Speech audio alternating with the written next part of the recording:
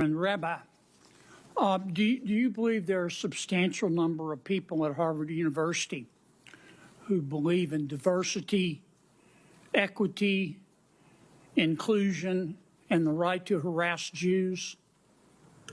I do. That's a yes? Yes. And do you believe those people have acted on their self-anointed right to harass Jews? Yes. And has the administration at Harvard University allowed that to happen? Yes. Is that true at University of California at Berkeley? Yes. How about UCLA? Yes. How about NYU? Yes. A lot of other universities too. Isn't that the case? That is correct.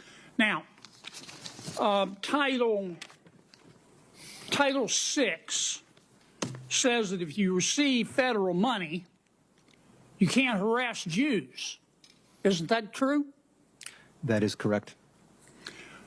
Has the Biden-Harris administration taken away the money of Harvard? No. How about Berkeley? Nope. How about UCLA? No, sir. How about NYU? No. They've just talked, haven't they? That is correct. Okay.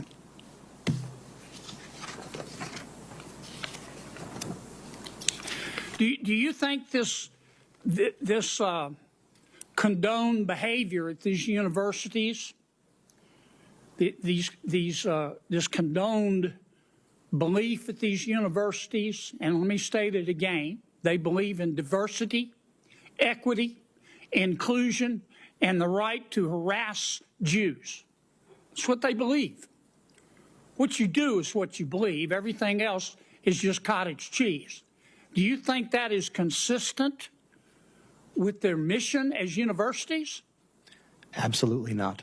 Okay. So above and beyond the question of money, it is the morality, the purpose of higher education in America, is it not?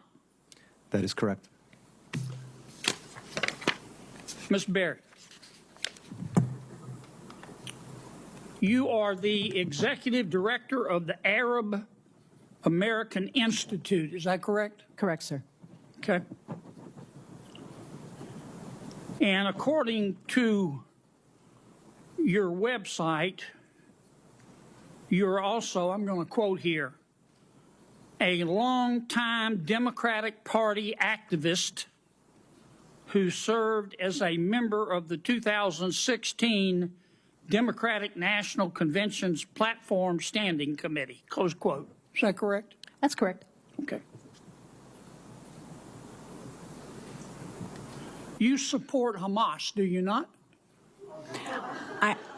Senator, oddly enough, I'm going to say thank you for that question because it demonstrates the purpose of our hearing today in a very Let's start first way. with a yes or no. Hamas is a foreign terrorist organization that I do not support, but you asking the executive director of the Arab American Institute that question very much puts the focus on the issue of hate in our country. Well, I got your answer, and I appreciate it.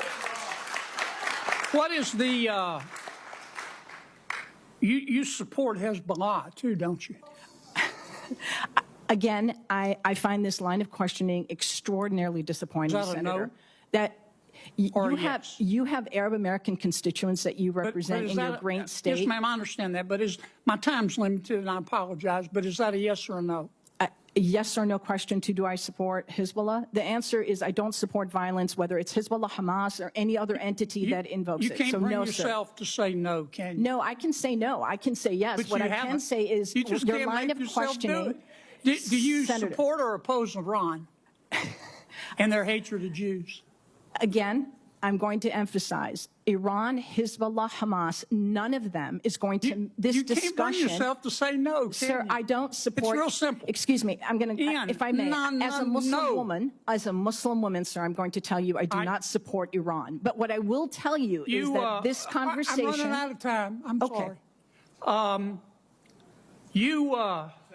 You called our decision to cut funding. You called our decision to cut fund. Well, first, what's the United Nations Relief and Works Agency?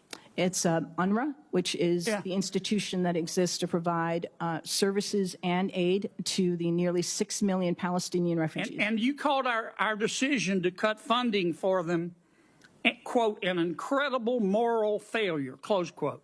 That is absolutely correct. But again, I would suggest that conversation is about foreign policy. We did that because 9 UNRWA staff members were fired for actually helping Hamas on October 7th. Isn't that the case? I don't believe that that's correct in terms Let of... me ask you one more time. You support Hamas, don't you? You Sir. support UNRWA and Hamas, don't you? Sir, Please. I think it's exceptionally disappointing that you're looking at an Arab American witness before you and saying you support Hamas. You know what's disappointing to me? I do not support you can't Hamas. Bring yourself I do to not say support Hamas You don't or support UNRWA. You don't support Hamas. You don't. I was very support clear in my support for UNRWA. Hezbollah, and you don't I support Iran. oppose- You should hide your head in a bag. Your time has expired. Please, Ms. Berry, I'm going to allow you to respond to any one or all of those questions at this point. Senator Durbin, thank you very much for holding this hearing and for elevating the issue of hate crime. It's regrettable that as I sit here, have experienced the very issue that we're attempting to deal with today. The introduction of foreign policy is not how we keep Arab Americans or Jewish Americans or Muslim Americans or Black people or Asian Americans, anybody elevating the issue of hate crime. It's regrettable that as I sit here, have experienced the very issue that we're attempting to deal with today. The introduction of foreign policy is not how we keep Arab Americans or Jewish Americans or Muslim Americans or Black people or Asian Americans, anybody safe. This has been regrettably a real disappointment, but very much an indication of the danger to our democratic institutions that we're in now. And I deeply regret that, and I do hope that my testimony today has been helpful to understanding the need to respond to hate.